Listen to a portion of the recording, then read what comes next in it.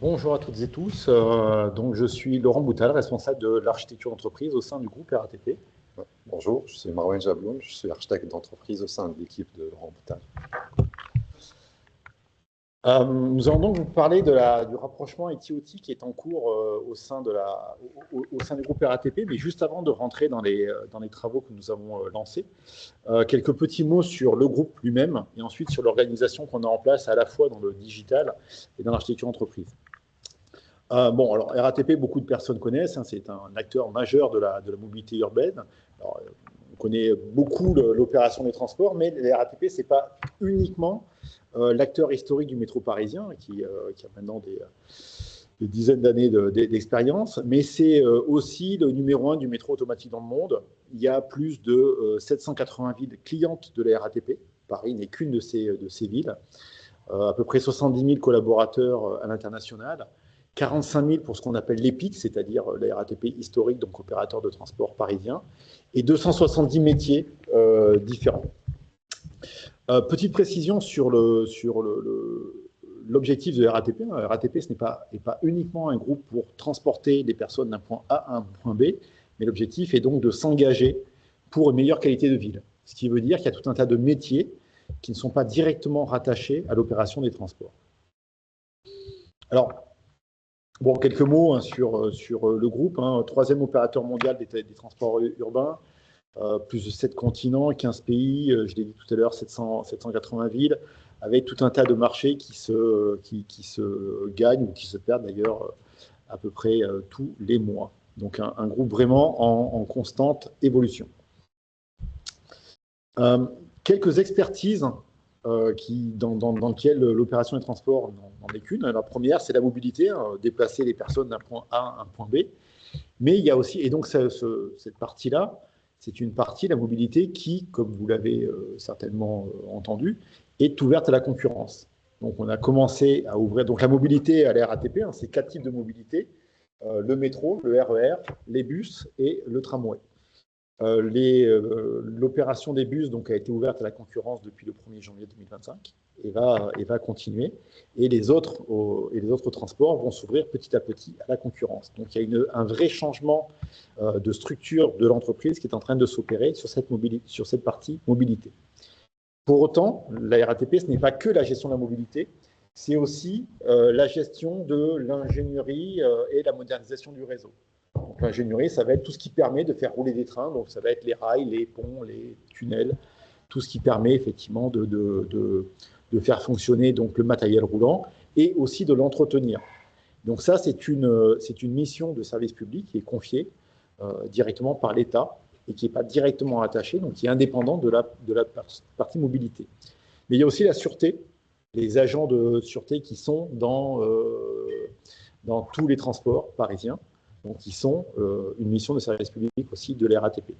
Mais il y a aussi les services urbains. Les services urbains, ça va être tout ce qui va faciliter, on va dire, les usagers, les voyageurs dans leur déplacement. Ça peut être la mise à disposition de vélos, ça peut être la mise à disposition de matériel, tout ce qui va faciliter voilà, leur déplacement. Et puis tout un tas d'autres services qu'on range un petit peu dans un fourre-tout qui peuvent passer par la gestion des bâtiments ou un certain nombre d'aménagements.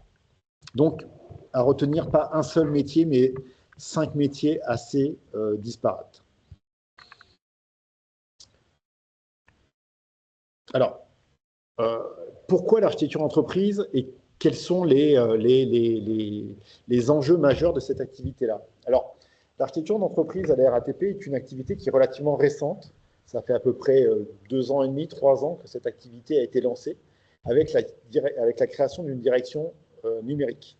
Alors, auparavant, ça ne veut pas dire qu'on ne faisait pas d'activités d'architecture, mais on ne les faisait pas à l'échelle de l'architecture d'entreprise. C'était plutôt fait au sein de chaque business unit, au sein de chaque métier, au sein de chaque DSI. Donc on avait tout un tas d'architectes, mais il n'y avait pas cette volonté d'avoir une architecture d'entreprise globale. Donc l'activité est relativement récente et encore embryonnaire en partie. Alors, on a voulu vous plaquer ici les activités qui sont faites sur quelque chose qu'un certain nombre doivent connaître, qui est la trame d'activité de l'architecture d'entreprise issus du club urbain. Et donc, à retenir, je ne vais pas rentrer dans le détail sur qu'est-ce qu'on fait exactement. Ce qu'il faut voir, c'est que globalement, toutes ces activités-là sont adressées dans l'architecture entreprise, avec des niveaux de maturité qui sont un petit peu différents et avec une façon de faire qui n'est pas centralisée. C'est-à-dire notre équipe, à Marouane et moi, qui est une équipe d'une dizaine de personnes en centrale, donc ce qu'on appelle au siège, qui a la portée groupe, n'est qu'une des parties, n'est qu'un des acteurs de l'architecture d'entreprise. On a à peu près aujourd'hui entre 90 et 100 architectes au sein du groupe, qui font de l'architecture d'entreprise, qui font l'architecture solution, infrastructure, réseau, data, etc. etc. Et donc nous ne sommes qu'une partie. Et donc bien évidemment, nous n'adressons pas en propre toutes ces activités-là, mais toutes les activités de l'architecture d'entreprise sont bien mises en œuvre.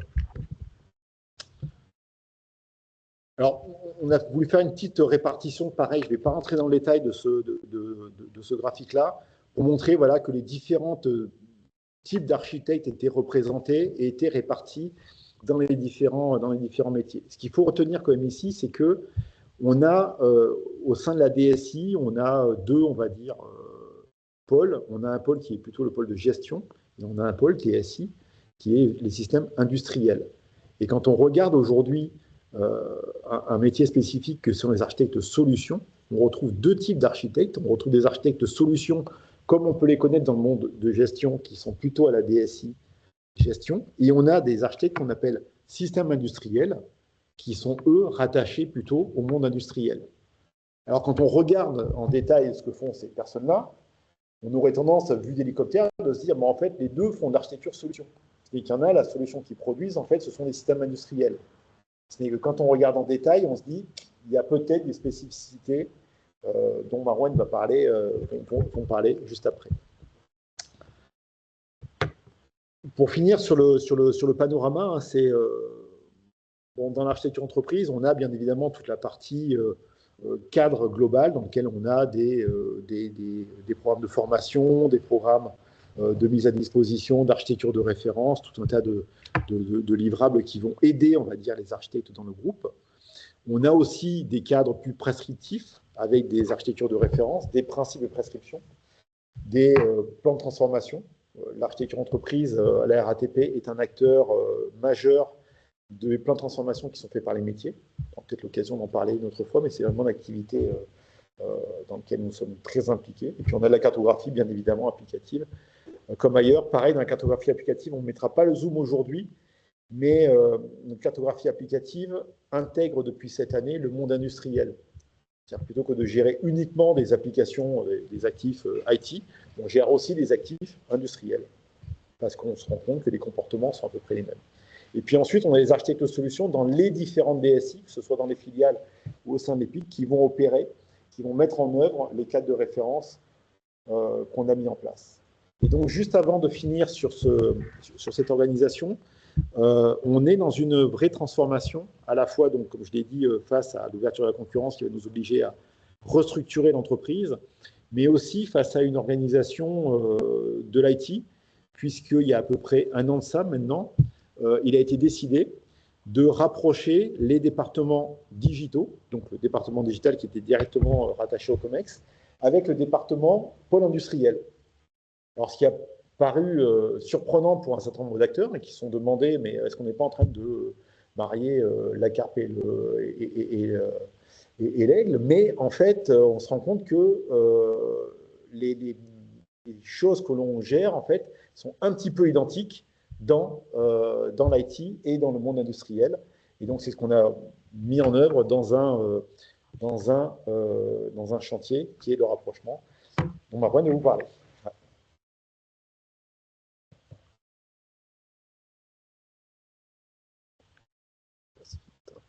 Ouais. Donc, pour la problématique de la convergence IT-OT au sein de groupe RATP, en vrai, c'est une convergence appuyée par au minimum 3 éléments. D'abord, la réalité de notre métier de transport, parce que les chaînes de métier, notamment, je donne l'exemple de chaîne d'information voyageur ou la chaîne de production de transport, est une chaîne historiquement parlant dans laquelle on fait cohabiter les SI classiques de l'IT et les SI industriels. Donc déjà d'office, cette cohabitation existe. Et d'ailleurs, dans le build, par rapport à des projets d'extension de lignes, par exemple, il y a les équipes IT et les équipes OT qui travaillent ensemble pour mettre en place ces projets. Mais aussi, il y a des opportunités technologiques ou des réalités sur le terrain que porte l'industrie 4.0. Donc, du coup, on a un monde OT qui se rapproche davantage des spécificités de monde de l'IT. Donc, cette convergence, en vrai, est une réalité aujourd'hui qui est, comme disait Laurent, à l'issue de la réorganisation qu'a subi disons, le rapprochement entre les équipes IT et le pôle industriel. Ça reflète aussi une volonté de top management, une vision stratégique qui consiste à construire un pôle d'excellence opérationnelle au service de métier. Et ce pôle d'excellence opérationnelle porte les deux pattes, c'est-à-dire l'IT et l'OT. Donc, pour le groupe RATP, cette convergence IT-OT est une réalité qu'on devrait davantage travailler et qu'on devrait en fait mettre en place tous les mécanismes nécessaires pour que ça soit quelque chose de transverse et d'appliqué partout. Ça n'empêche qu'on est conscient aussi des spécificités des deux mondes. En fait, ici, pour le groupe RATP, pour l'IT, on a des cycles de projets courts et des projets agiles, bien évidemment, alors que pour l'OT, c'est plutôt des cycles lents. On a des problématiques et des enjeux en relation avec la valorisation de la data et avec des finalités informationnelles, tandis que pour le monde OT, c'est plutôt des finalités physiques avec des enjeux de haute disponibilité. Il y a l'ouverture dans le monde de IT via l'exposition sur Internet, mais aussi des enjeux en relation avec la conformité RGPD et cyber, alors que pour l'OT, c'est plutôt des environnements contraints, fermés, avec des réseaux isolés et avec des enjeux surtout en relation avec la sûreté et dans la sûreté réglementaire. Ça n'empêche qu'on a voulu rapprocher les équipes IT-OT. On a eu des échanges pour trouver un peu les piliers ou les thématiques de convergence IT-OT au sein du groupe. Et on a pu identifier ce qu'on voit ici sur la planche, quelques thématiques, notamment la stratégie. Donc, les équipes IT-OT étaient d'accord sur la nécessité d'élaborer une stratégie commune IT-OT. La data, parce que les enjeux de la data et la valorisation de la data, c'est aussi, ça commence à devenir aussi une finalité OT, avec l'élaboration d'un ensemble de cas d'usage data, donc de plus en plus important pour nos métiers. Il y a aussi la thématique d'hébergement, et là, du coup, on parle de l'infrastructure qui portera à la fois les SIIT mais les SIOT. Et il y a pas mal de spécificités dans ces deux mondes qu'on devrait traiter, mais l'idée c'est qu'on mette en place un socle hébergement ITOT. Il y a aussi la supervision, et là la supervision c'est une activité, ou disons un périmètre qui est historiquement traité à l'IT mais aussi à l'OT, et on s'est dit que c'est une opportunité de penser à mettre en place quelque chose de commun. Il y a tout ce qui est standard et conformité, mais ça, c'est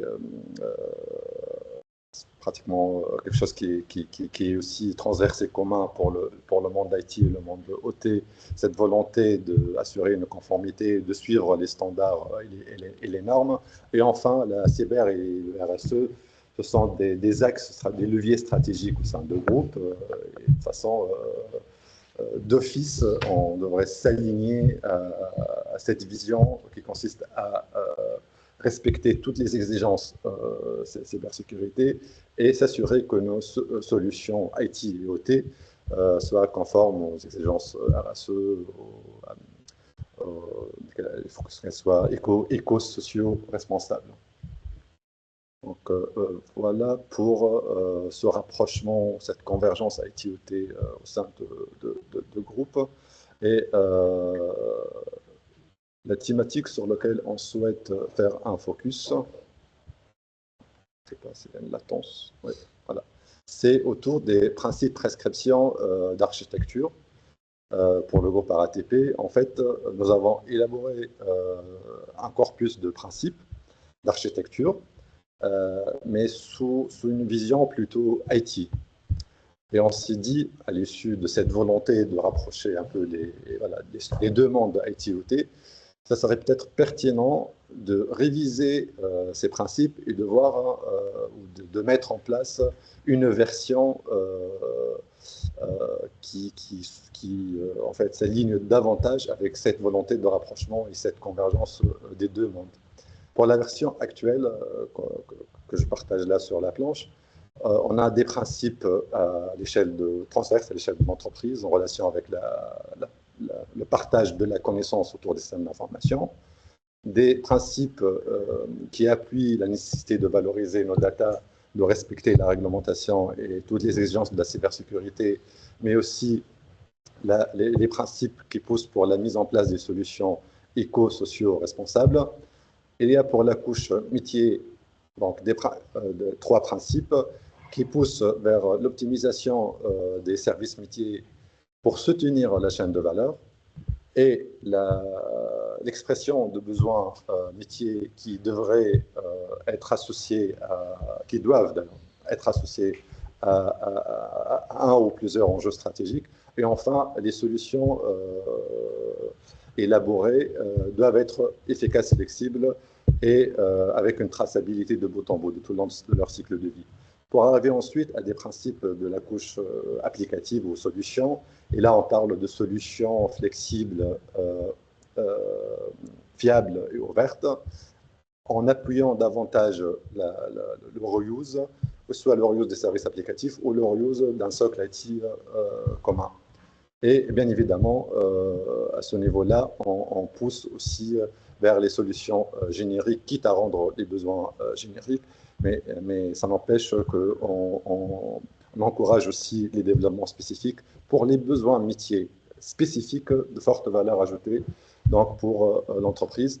Et je termine par rapport à ce qui existe en termes de principes, par les principes en relation avec la technique et les technologies qui poussent vers plus de conformité avec les normes et les standards qui s'appliquent. Donc c'est la première version qu'on a aujourd'hui qui est plutôt plus adéquate pour l'IT. Et on a fait des ateliers, on s'est rapproché des équipes OT, on a regroupé les deux équipes IT OT pour voir comment ces principes pourraient évoluer pour aussi prendre en compte les spécificités de l'OT.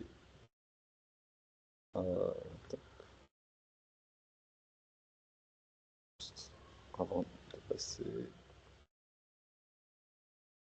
Voilà. Il est important de mentionner ici que les principes d'architecture sont des principes communs à l'échelle de groupe, génériques et stables. Ce ne sont pas des règles contextuelles, c'est vraiment commun et ils sont déclinés en prescriptions d'architecture qui sont un tout petit peu plus détaillées, mais moins contraignants et spécifiques que les règles. Par contre, la partie règles, c'est à ce niveau-là qu'on identifie en fait les règles contextuelles et spécifiques qui permettent aux différents BU et aux différents filiales en fait de mettre en place des règles plus adéquates et qui répondent au plus à leur réalité sur le terrain. Et ça, c'est important dans la catégorisation et la nuance entre principe, prescription et règles. Donc, lorsqu'on a fait l'exercice, voilà, lorsqu'on a fait l'exercice, on a eu 3 constats par rapport à ce que j'ai présenté là en termes de principe d'architecture. Le premier constat, c'est qu'on a pu maintenir les principes fondamentaux IT qui ont été conservés pour le monde OT, à savoir la cybersécurité, la data comme levier, comme actif stratégique, toute la partie éco-conception, inclusion numérique qui sont portées par des leviers stratégiques, bien évidemment, la notion de traçabilité, la conformité aux standards et l'approche produit. Donc, tous ces concepts-là, au niveau des principes, ont été maintenus, conservés pour le monde OT. Une petite parenthèse sur la partie approche produit, hein, parce que c'était peut-être celle qui paraissait la moins évidente. L'approche produit, se dire l'approche produit qui est évidente dans le monde de la gestion, est-ce que ça s'applique tel quel dans le monde industriel? Et effectivement, on s'est rendu compte que bah oui, on peut tout à fait appliquer une démarche produit dans le monde industriel. Ouais. Du coup, en plus de cela, on a eu, on a eu le constat de devoir faire quelques ajustements, et notamment des réorientations terminologiques et culturelles, sans surprise d'ailleurs. Et à l'issue des échanges avec les équipes OT, on a identifié un ensemble d'ajustements, notamment utiliser le terme système au sens large qui englobe le système d'information et le système industriel, parce que dans la première version, c'était plutôt le système d'information, le SI. Et pour les équipes OT, le terme système est suffisant et pourra englober en fait le SI, le système d'information et les SI industriels. Il y a ça. Il y a la disparition dans la terminologie de terme architecture métier, qui a été remplacé par des formulations plus orientées chaîne de valeur et service métier, parce que les équipes OT, en fait, ils ont eu un peu de mal face à cette abstraction portée par la modélisation informationnelle et la modélisation fonctionnelle portée par la notion d'architecture métier. Il y a aussi l'allègement de formalisme documentaire, c'est-à-dire qu'au niveau de la cartographie, pour le SI, on n'avait pas forcément des limites et on avait cette tendance de vouloir cartographier et documenter le tout. Pour les équipes OT, on a ajouté un terme qui est au juste nécessaire, parce que voilà, ils avaient leurs contraintes, et pour refléter quand même une adaptation aux pratiques OT, on s'est dit que de toute façon, on peut alléger un peu cette exigence de documentation et de partage de connaissances. Comme disait Laurent, pour l'approche produit, c'est une approche qui a été acceptée sans problème par les équipes OT, mais elle a été un peu plus assouplie pour en fait faciliter des adaptations locaux au niveau qui prennent en considération les contraintes, les spécificités en fait sur les terrains des différentes équipes. Par contre, ça permet aux équipes OT de s'approprier des solutions sans rigidité excessive, sachant que les solutions que nous on pousse au niveau des équipes d'architecture d'entreprise sont plutôt des solutions génériques, solutions de marché. Enfin, troisième constat, à l'issue de cet exercice de révision des principes prescriptions, c'est l'ajout ou le renforcement qui est spécifique à l'OT. Ce qu'on a rajouté, qui manquait au niveau des principes existants, c'était la notion de sûreté de fonctionnement. La sûreté de fonctionnement, c'est un enjeu en fait important et critique pour le monde OT. Au niveau de l'IT, on parle plutôt de résilience, de scalabilité, de la sécurité, cybersécurité. Pour le monde OT, c'est plutôt la sûreté, donc qui est aussi cadrée par la réglementation, notamment pour des environnements industriels critiques comme le nôtre, qui est le monde du transport. Il y a aussi le management, la gestion des actifs. Ça aussi, c'est une thématique très importante pour le monde OT. C'est vrai que la gestion des actifs existe aussi pour le monde IT, mais dans la version qu'on a élaborée, elle était mentionnée timidement dans les prescriptions.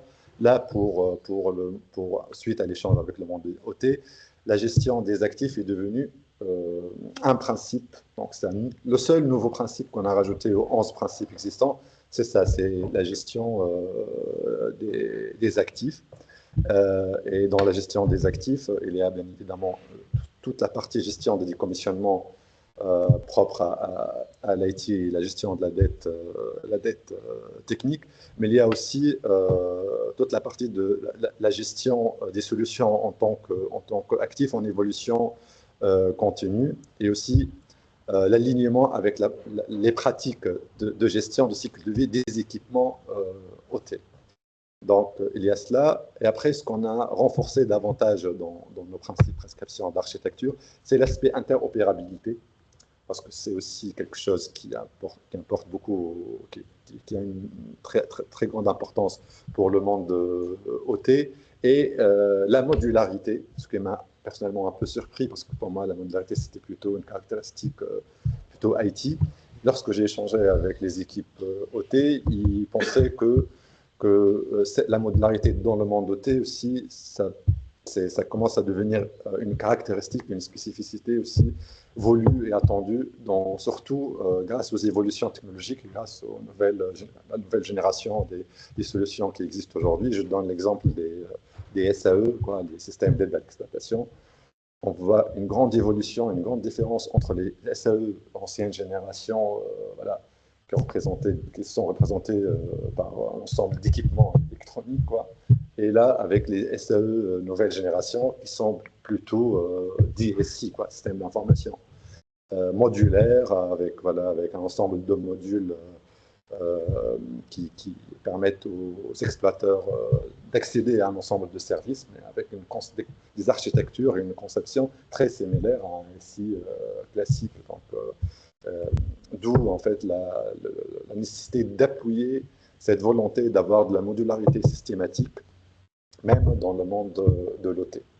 Et pour donner un autre exemple sur ces trois principes, gestion des actifs, interopérabilité et modularité, un exemple que vous avez certainement vécu si vous êtes usager des transports parisiens, en fonction des lignes de métro que vous prenez, si vous prenez la ligne 6 ou la ligne 14, vous avez certainement vu que l'information voyageur visuelle n'était pas tout à fait la même. Tout simplement parce que sur les très anciens matériels roulants, on a des systèmes à LED en fait, qui vont juste éclairer la station où vous êtes et la station dans laquelle on va arriver. Et sur les matériels roulants beaucoup plus récents, par contre, là, on va avoir un écran à LED qui va vous donner tout un tas d'informations. Cet élément-là pourrait être totalement modulaire par rapport au train dans lequel il se porte, si il a été conçu pour pouvoir s'adapter correctement. Donc c'est en ça que les principes qu'on avait dans le monde IT, on dit tiens, on peut les appliquer dans le monde OT. Donc pour résumer, c'est toujours un souci avec.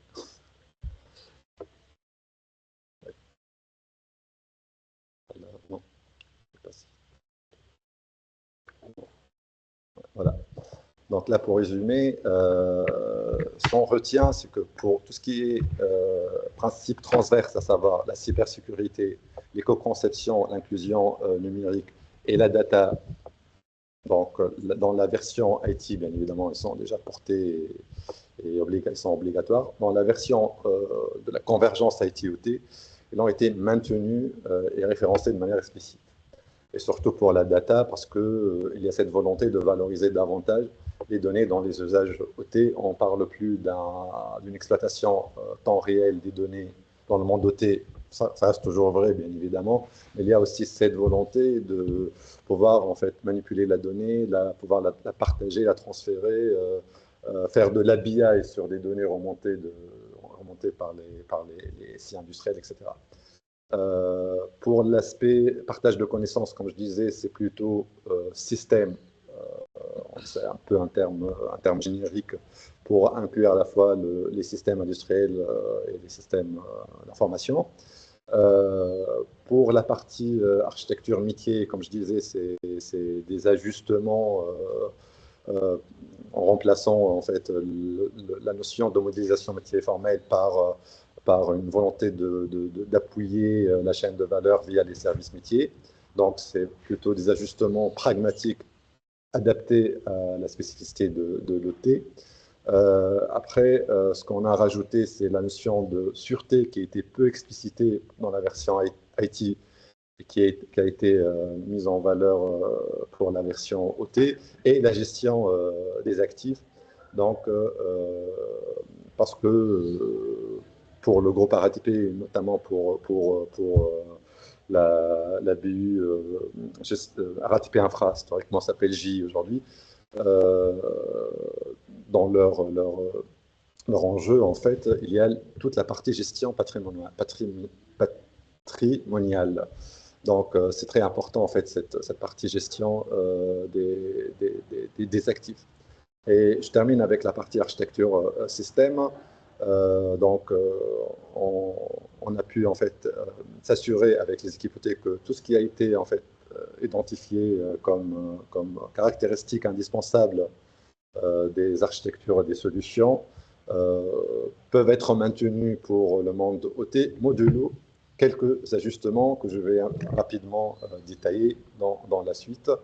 Donc là, pour la partie architecture solution, dans la version IT, on parle de solutions fiables, donc de coûts résilientes et scalables, flexibles et ouvertes, qui s'appuient sur de l'interopérabilité, de la modularité, de la réutilisabilité et l'intégration. Et bien évidemment, il y a de l'intégration derrière. Et pour l'IT, il y a beaucoup de cloud aussi. Donc, pour la version de convergence, avec les équipes OT, la réutilisabilité est maintenue, sachant que pour le monde IT, le reuse passe par les API et il est beaucoup plus facile grâce aux styles architecturaux, grâce aux architectures microservices.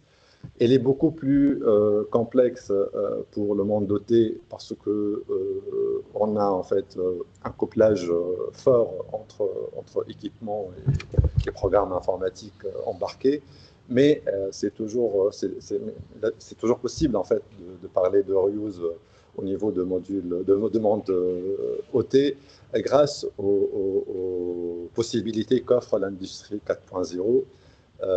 Et grâce aussi à une architecture beaucoup plus modulaire, à des solutions beaucoup plus modulaires.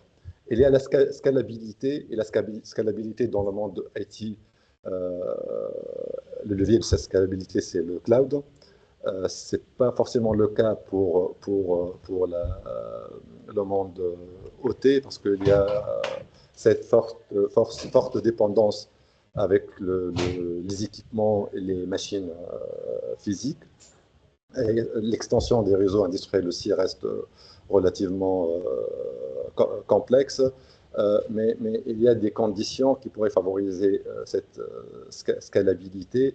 Et c'est tout le travail qu'on attend des équipes OT dans la suite, notamment dans la déclinaison de ces principes en règles qui expliquent comment on assure en fait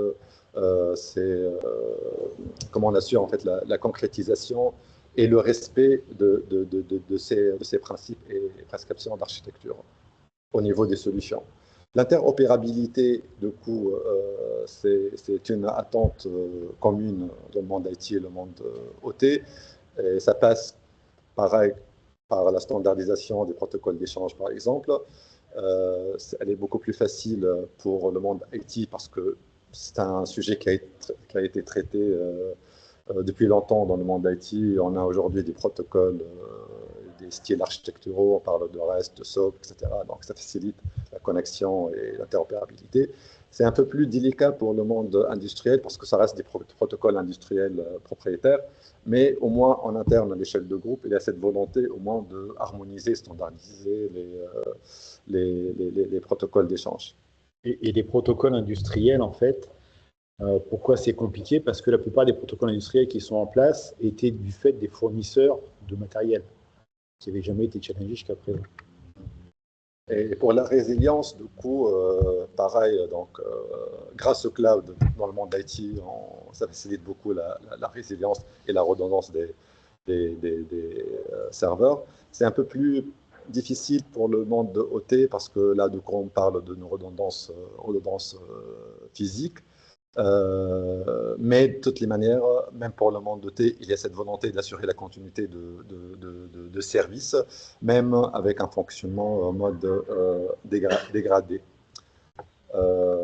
Du coup, dernier slide, dernière planche. La modularité, pareil, que ce soit pour le monde IT et le monde OT, et là je vais être très rapide, c'est disons le critère principal qui va faciliter en fait ce rapprochement en termes des principes prescription entre les deux mondes, parce que si on arrive à avoir des solutions modulaires, on assure derrière la flexibilité, la réutilisation, le reuse et la résilience de nos solutions. Et il y a le volet intégration et ça rejoint aussi les spécificités de l'interopérabilité Et là, on parle de l'intégration grâce aux API, grâce au middleware, grâce au cloud. Pareil pour le monde doté.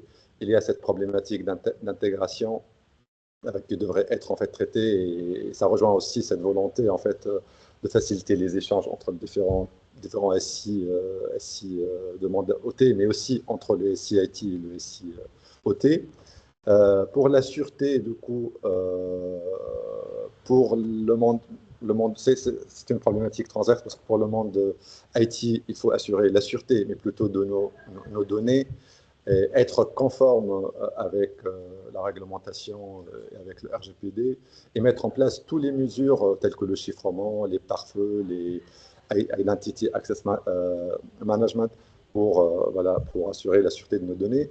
Pour le monde OT, c'est une sûreté plutôt orientée sécurité de personnes et sécurité de matériel.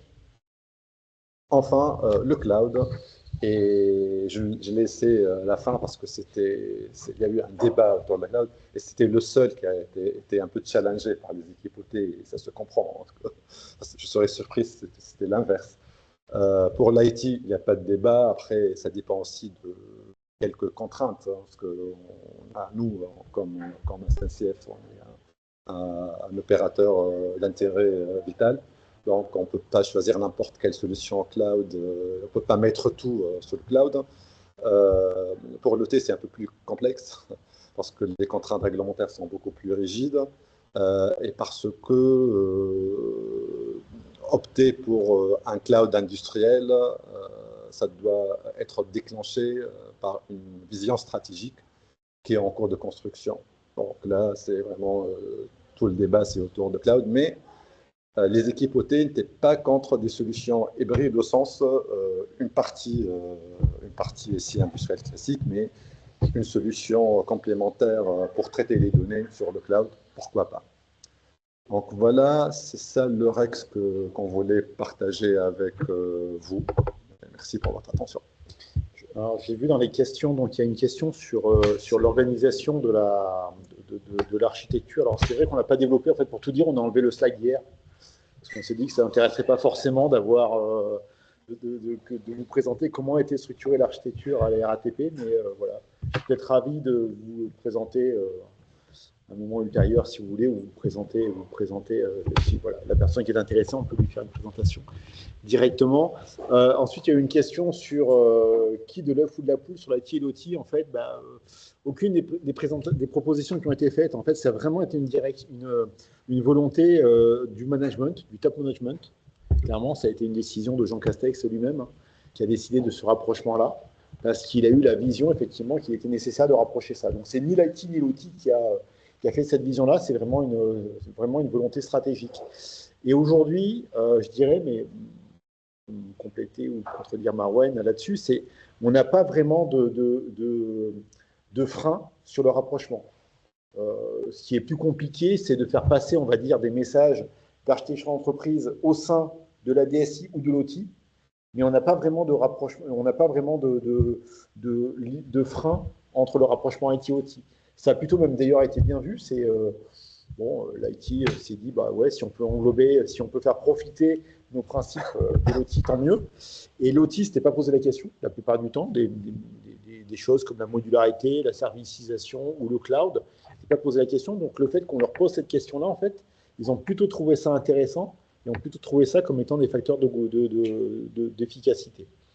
Donc on a plutôt pas de frein aujourd'hui là-dessus, quoi. Qu'est-ce qui tire aujourd'hui le sujet? Tout le monde est volontaire, tout le monde marche à la même vitesse ou...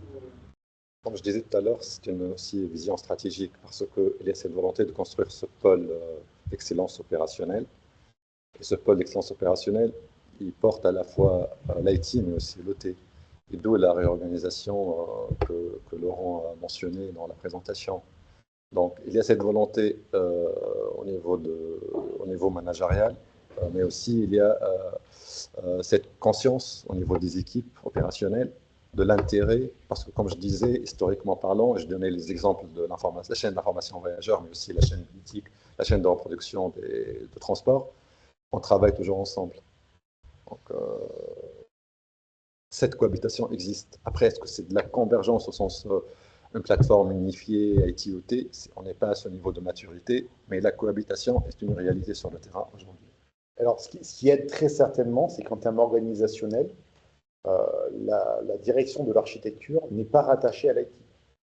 On n'est pas rattaché à la DSI aujourd'hui. On est directement rattaché à une direction qu'on appelle la direction du numérique, qui englobait des choses comme la data, la cybersécurité, l'innovation. Donc on était déjà indépendant de la DSI, donc ça a certainement facilité effectivement la convergence. Je vais lire sur la partie technique. Si vous avez des questions à poser en ligne, n'hésitez pas, je les montre. Sur la partie technique, on voit que côté Michelin, ils étaient allés déjà assez loin sur la convergence des plateformes, des solutions, des choix technologiques. Côté SNCF Réseau, j'ai entendu qu'il y avait aussi des cadres réglementaires qui faisaient qu'on ne pouvait pas forcément aller aussi vite, aussi loin, c'était possible. RATP, vous êtes dans quelle situation? Parce que moi, je dirais qu'on est vraiment comme la SNCF. Là, c'est les mêmes enjeux, les mêmes contraintes. On a à la fois un cadre réglementaire fort, effectivement, parce qu'on est sujet à la sécurité des transports, à la sécurité ferroviaire. Et en plus de ça, effectivement, on était jusqu'à présent très dépendant des systèmes des fournisseurs industriels. Et donc, effectivement, on n'a pas la même liberté dans l'outil qu'on avait dans l'IT vis-à-vis des solutions techno. Mais on essaye d'ouvrir un petit peu. Question de Jérôme Dubrecht. La RATP, toute la RATP, vous parlez uniquement de système et plus de SI, IT, OT. Est-ce que c'est déjà une réalité l'uniformisation du vocabulaire que vous avez présenté? Est-ce que c'est une réalité? Alors, je vais compléter, mais on a un méga avantage, c'est que la maturité de l'architecture d'entreprise est faible. Donc, on n'a pas eu à renommer des principes qui étaient déjà fortement ancrés. Bon, déjà, aujourd'hui, quand on parlait de système informatique, ce n'est pas totalement partagé. Donc, le fait de renommer ça en système, en fait, ça passe plutôt bien. Et sur la définition IT-OT, on s'est posé la question en se disant, est-ce que déjà, il y a d'autres personnes qui ont fait cette distinction-là et comment est-ce qu'on pourrait faire la distinction? Et en fait, on a fait un groupe de travail avec les 95 architectes du groupe. Et donc, on a fait un travail partagé en disant, faisons une définition IT-OT. Et globalement, on s'est dit, on ne sait pas trop. Il y a des choses, on sait que c'est purement de l'IT. Il y a des choses, on sait que c'est purement de l'OT. Et la plupart, en fait, c'est entre les deux. Et en fait, ce qu'on a plutôt décidé, c'est de ne pas tracer une frontière entre les deux. C'est de dire, essayons plutôt d'avoir quelque chose d'englobant, comme ne parlons pas de système industriel et de système de gestion, mais parlons de système tout court. Et donc, on essaye d'être le plus englobant possible. C'est pour ça qu'on a eu ce chantier sur les principes de la solution. D'ailleurs, je complète par rapport à notre approche d'élaboration. Pour donner les éléments de réponse, c'est pas du tout une approche d'imposer quelque chose ou imposer une terminologie, pas du tout. Vraiment, les échanges, c'est essayer de trouver un consensus, d'essayer de prendre en compte les différentes remarques, différentes considérations, sensibilités. Et ce que j'ai présenté aujourd'hui, c'est en cours de validation. Parce que là, à ce niveau-là, aujourd'hui, on a une première version, que j'ai essayé de présenter. Je n'ai pas montré d'ailleurs la formulation des 12 principes parce qu'ils ne sont pas encore validés. Donc, il y a tout un processus de validation, d'échange, de partage. Et à la fin de ce processus, on souhaite s'assurer de l'adhésion quand même de la communauté des architectes, mais pas que, parce que ces principes prescriptions, ce n'est pas des principes et prescriptions pour les architectes d'entreprise seulement, c'est pour tout le monde. Ouais. C'est un asset de groupe. Oui. On sent que vous avez dit des réunions, des partages, des comités d'architectes et autres, des réunions avec des experts de l'outil et de l'IT. Ça vient un mouvement qui vient plutôt de la base. Il y a une gouvernance qui va se mettre en place unique pour acter, pour prendre des décisions. Bon, aujourd'hui, je ne sais pas répondre. Peut-être, peut-être. J'en discutais encore il y a très très peu de temps. Euh, je ne sais pas ce qui fonctionnera bien dans le futur. Ce qui fonctionne mal aujourd'hui, c'est avoir une gouvernance centrale qui impose. Ça ne marche pas du tout. Donc effectivement, ça passe par du compromis, ça passe par de la pédagogie, mais qui passe plutôt bien. Donc, y aura-t-il une gouvernance? Certainement. Est-ce que ce sera une tour de contrôle centralisée? Certainement pas. On a quand même un gros avantage à la RATP. On a certes un niveau de maturité qui est faible et on sait que la route est longue encore dans la maturité de l'architecture entreprise, mais on a quand même des membres du COMEX, pas de la DSI, qui sont impliqués dans la démarche, qui parlent d'architecture entreprise. Donc c'est quand même un facteur facilitant, on va dire. Ok, on va rester sur une conclusion, des questions en ligne. Je vous remercie. Merci. Merci tous les deux. Merci à vous.